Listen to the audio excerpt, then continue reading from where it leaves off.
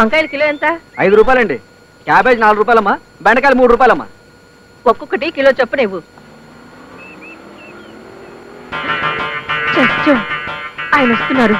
ఇప్పుడు వీడికి పెళ్ళయిందో లేదోనని మీటింగ్ పెడతారు. ఏవయ్యా, నీకు పెళ్ళయిందా? నాకా? ఎందుకమ్మా?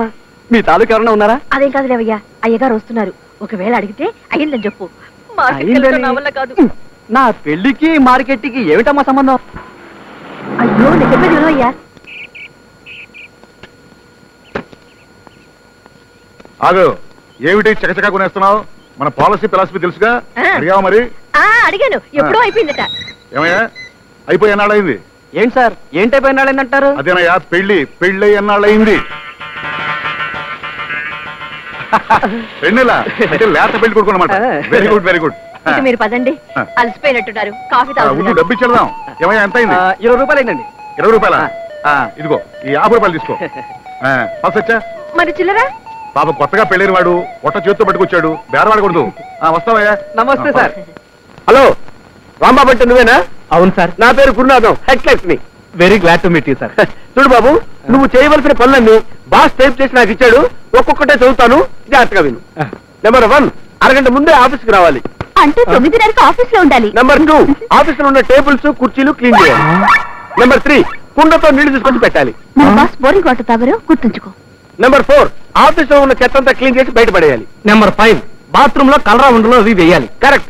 ఆల్రెడీ పేపర్ లీక్ అయిపోయింది అనమాట. నా బొంద సార్. నేనెవరిని సార్? గ్రాడ్యుయేట్ ని. నా డ్యూటీ ఏమిటి? Clerk cum typist. అంటే రాత పని మోత పని, ఐ మీన్ టైపింగ్ చేయడం. ఆ పనులు చెప్పాలి గాని. అంటే నిత్యావసర పనులు చేయనంటావు? చేయను సార్. సరే, ఈ విషయం బాస్ తో చెప్పాల్సిన డ్యూటీ నాది. ఆ తర్వాత ఆయన ఉంచుతాడో ఊసి చేస్తాడో ఆయన ఇష్టం.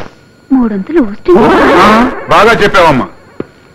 నీకు జాయినింగ్ రోజే చెప్పాను, నేను చెప్పిందే పని, నువ్వు చేసేది చేస్తానన్నది పని కాదని. అండర్స్టాండ్? గురునాథన్ చెప్పిన పనులన్నీ చేయడానికి నీకు అభ్యంతరం అయితే యూ కెన్ గో అవుట్. వేరే ఉద్యోగం తిప్పుకోవచ్చు. బాగా ఆలోచించుకో. నీకు 5 నిమిషాలు టైం ఇస్తున్నాను. గురునాథం, కమాన్.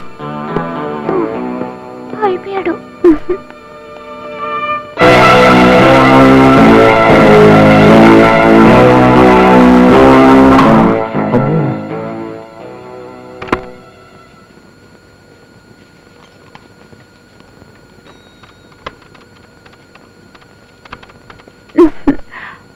రాత్రి నువ్వు కల్లోకి వచ్చావు గురు.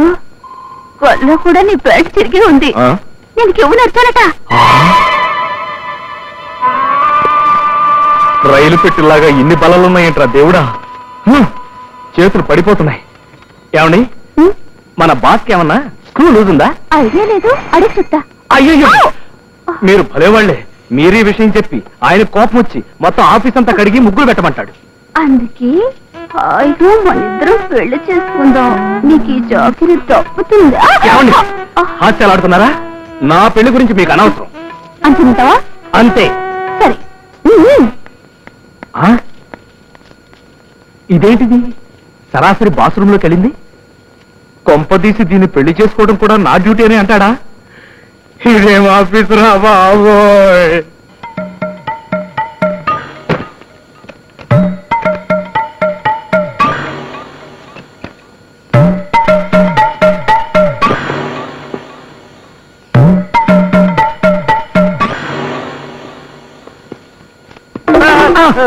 ఏంటి గురునాథం గారు, ఇంత త్వరగా ఆఫీస్కి వచ్చేసారు? ఏంటి విశేషం? ఏం లేదయ్యా, ఇంట్లో వాటర్ రాలేదు, ఆఫీస్ లో స్నానం చేద్దామని వచ్చాను. ఓహో. ఈ లోపు నువ్వు లోపలికి వెళ్ళి బాస్ మేనేజ్ చేయి. ఇలాగే నన్ను చూశాడంటే నా ఫైల్ క్లోజ్ చేస్తాడు. ప్లీజ్. ఏం పర్లేదు, మీరు వెళ్ళండి. అలాగే. Good morning sir. ఏమయ్యా, పని వేళలో గుడ్ మార్నింగ్ అంటే పనులు? నో సార్, టేబుల్స్ అన్ని ఆల్రెడీ క్లీన్ సార్. కుండతో water supplied sir. Very good, అలా ఉండాలయ్యా. ఎక్కడికి వెళ్ళిపోతారు సార్? ఏం కావాలి సార్? అది నా సొంత పనయ్యా, తప్పుకో. అది కాదు సార్, ఏ పనైనా పర్లేదు సార్, నాకు చెప్పండి సార్. నేను పర్సనల్ కార్యక్రమం, టాయిలెట్ వెళ్ళాలి, తప్పుకో. ఓహో, ఏమైందయ్యా మళ్ళీ? కొంప మునిగిపోతుంది సార్.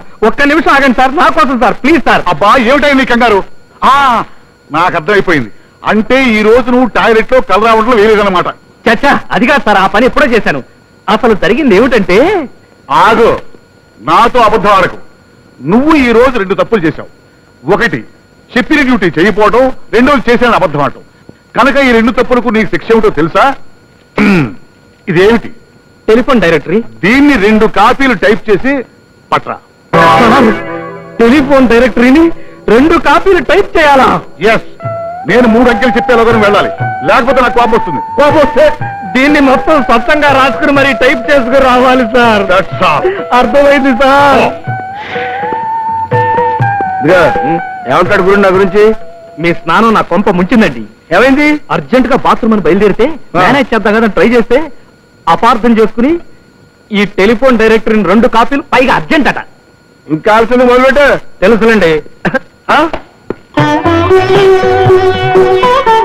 అయ్యో, కావుడేంటి కావేరీ ఎక్స్ప్రెస్ లో వస్తుంది? ఇదిగో రాంబాబు, రాంబాబు, మా ఆవిడ వస్తుందయ్యా. కనపడితే కాల్చుకు తింటుంది. ఇవాళ నేను ఆఫీస్ లో లేను, క్యాంప్కి వెళ్ళని చెప్పబోయా. మా ఆవిడికి నీ పుణ్యం ఉంటుంది. హే బాబు, అయ్యో. గురునాథం గారు లేరా? నేను ఆయన భార్యని.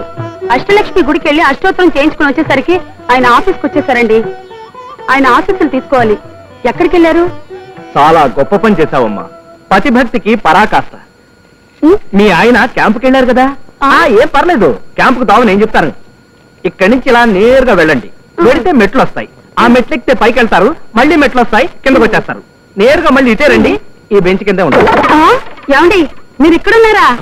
అక్షంతలు వేసి ఆశీర్వదించండి. కావుడు, ఇది ఇల్లు కాదు, ఆఫీసు. ఆశీర్వాదం కోసం సరాసరి ఆఫీస్కి వస్తావా? తొందర కానీ మళ్ళీ బాగా వస్తాడు. దీర్ఘ సంబంధం భవా.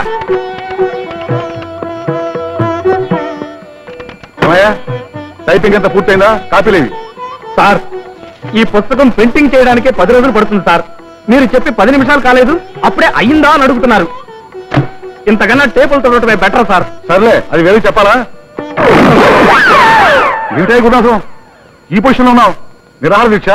కాదు సార్, భార్య పెట్టే బాధలు పడలేక ఈవిడ గురునాథం గారి భార్య భర్త ఆశీర్వచనం కోసం వచ్చింది. ఆహా, ఎంత చక్కటి సన్నివేశం. గురునాథం, బయటిరా రా. నీ అదృష్టాన్ని మెచ్చుకోవాలయ్యా. చూడవయ్యా, కళ్ళు పెద్దలు చేసుకుని చూడవయ్యా, ఎంత చక్కటి జీవితం.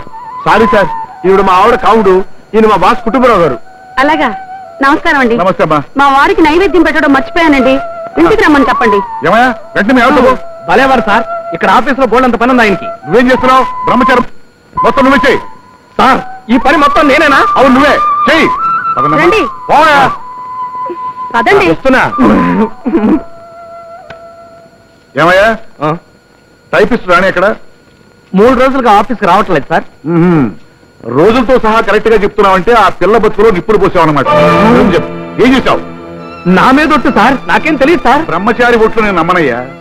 నిన్ను చూసిన మొదటి రోజు ఎందుకు అలా అరిచిందో నాకు ఇప్పుడు అర్థమైంది. వెళ్ళు, రాణిని తీసుకొచ్చి నా ముందు నిలబెట్టి. ఆ పిల్ల నీకేం తెలియదని చెప్పిందా? సరే సరే, లేకపోతే నీ ఉద్యోగం ఊస్తే. నా ఏజ్ బారైపోవడం వల్ల వీడికి దొరికిపోయాను. లేకపోతే ఈ ఉద్యోగానికి ఎప్పుడో లాగి గుద్ది పోరా పోరా అని పరిగెత్తి పారిపోయిండేవాడిని. రాణి, మహారాణి, ఎక్కడున్నావు తల్లి?